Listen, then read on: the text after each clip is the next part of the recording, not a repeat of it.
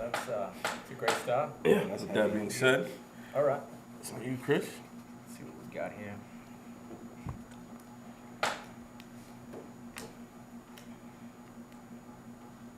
Why do you guys want to be the big dog in the room?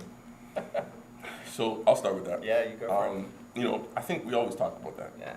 Yeah. Why do if you're doing something business wise, why do guys always want to be the biggest, best? Why does your ego make you want to be the biggest guy in the room? I don't understand that, because it's like when you come across that way, people don't want to work with you. Not to mention, people will start to plot on your failure, or they look for your failure. I think obviously from a competitive space, as men especially, that's where we come from. We're always trying to be competitors.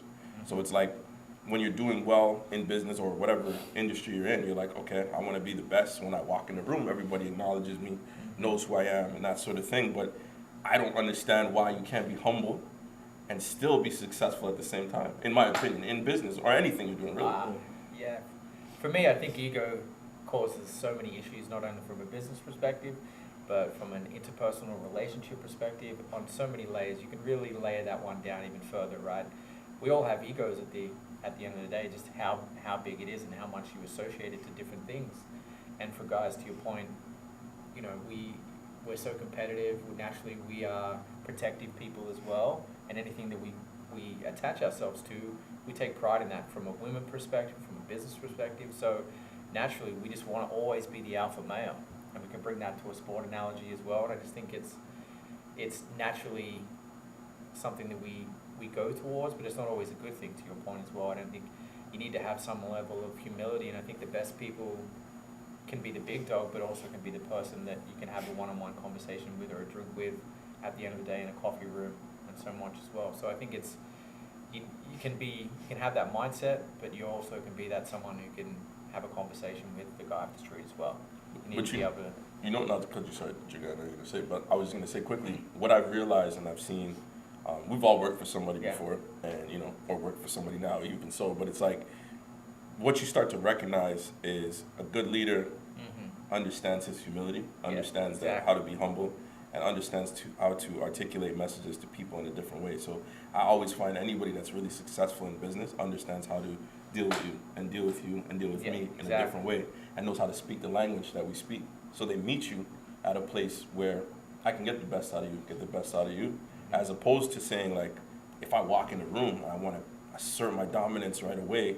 You don't always get the best reception from everybody, in my opinion. You know what it is for me? It's because, first off, one, it's an insecurity, and the insecurity tends to come from the fact that they are not the big dog. That's true. Yeah.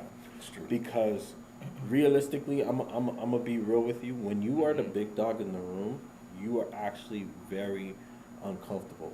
When you're a billionaire and everybody here, even the wealthiest person is a millionaire, you don't want to talk. That's true. Yeah. Because it's You like, should be listening. yeah, because at that point, it's like where you've reached is uncomfortable for most people. So you don't even want to talk about, like, if you realize people who are really, really wealthy don't like talking about money. Very true. And the reason why is because, like, yeah, they are scared of everybody else in a way, because they have more to lose than everybody else. You understand what I'm saying? So even from a standpoint of somebody coming and saying, like, oh, I'm the guy, there's a reason why, because let's be real. When you're in the top spot in business, that position comes with no recognition. It comes with no partnerships, really. Nobody you could talk to, anxiety. It comes with all of the bullshit that most people, and I'm talking about the real creators. I'm not talking about the number 2. Absolutely. I'm not talking about the number 3. Because I tell people all the time, I'm like, if you want to have fun and show your money, it's like quality control right now with P and Coach. You don't see Coach. Yeah, exactly. That's true. That's You don't see them, but you see the artists. You see the Migos. You see Lil Yachty. You see all of them. They're the ones you see. If you want to be seen, you're going to be the number 3, the number 2, the number 4, the number 5. You're never going to be the number 1. Never. Because the number 1 takes that hit so everybody else can be seen. Right. That's why if somebody says they're a big dog, it's funny. The guys that say they're a big dog work for the sales company. Right? you understand what I'm saying? Right. Like they're not the actual guy. If they are the guy, trust me, they don't have time for the accolades. Yeah. I'm trying to build something because I have people who want to be the big dogs relying on me. I heard Cameron say something the other day, you know, and he was talking about James Dolan, the owner of the Knicks, and he was saying people hate James Dolan, but he's like, you know, there's something to be said about when you write the checks, people hate you. But I was like, you know what? He's right. He's like I completely sit in the same place as James Dolan because as the head of Dipset, whatever, I write the checks, I bring the money in. People are always mad at me because it's like, you didn't give me enough, bro, but you gave him a little bit more than me, bro. And it's just how it works, you know. When you don't care about like he said about the winning aspect of you looking at the business. How are we gonna keep sustaining? How are we gonna keep making money? You know, that's what it's about. So, like you said, I think what happens is when you really start to scale back, you don't have the time to be liked and be favored and want to be the big dog and walk in the room. But I do you still find people like that like you said, want to walk in the room and get that. Well, it comes from, I think, so much farther back in terms of high school, middle school, all that stuff. But you know what I mean? But like I said, that's because they've joined. They haven't created. True. When you've created, you don't have the time to be worried about the opinions because you have to keep creating. You got to keep going into the lab. Like That's true. The last thing you want to do is be flexing on the people that you need to. Like, bro, like listen. As a CEO, I gotta look broker than all my employees. 100%. It makes me feel a little bit more comfortable to know that, oh, like I'm paying you well, you ain't looking at me. Did you see the thing that Diddy said the other day? I sent it to you. Oh yeah, I pay so much people so I don't gotta do all this. He's like I pay people so I don't have to do it. You know what I mean? But at the end of the day, like again, these guys understand. You surround yourself with people that are smarter than you, that know more than you.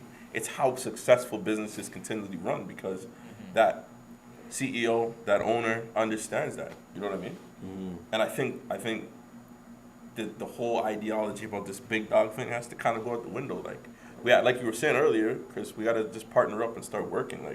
How can we continue to partner, work, make more, create more, and keep building, you know? Yeah, I agree with that. Ego gets in a lot of way, a lot of collaborations, and a lot of good things at the end of the day. Yeah, but we talked about this before last time. But then sometimes, is it ego or is it confidence? Do you come across as an egotistical person if you're just confident? I think you do. I think even if you try to just be confident, people take it as a sense of you having an ego, a big ego. You know? But I think it can go back, like not to do too much into psychology of it, but a lot of people who are big dogs also pretend to be big dogs because they lack that self-confidence, right? It can 100% go both ways. So, yeah, I don't think the real alpha males really need to speak to it because they're too busy creating. They're too busy and if producing. Honestly, if you produce, like if you really, really produce, like if you keep up, like people could say Michael Jordan has an ego all they want.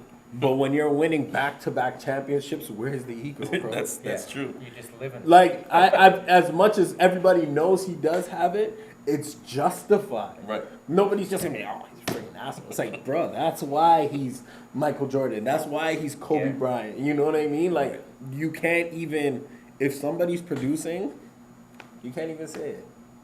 You know the line is blurred at that point. That's true. Very true. You gotta have confidence. You definitely have to have confidence. Elevating and understanding the confidence that you have and the ability to see things before anyone else. Yeah. That comes with that. Right. And believing in yourself, like Kanye, for real. Like everybody thought Kanye was crazy. Hey, you notice that? Yeah. Yeah, man. Kanye is true visionary, I believe. Right.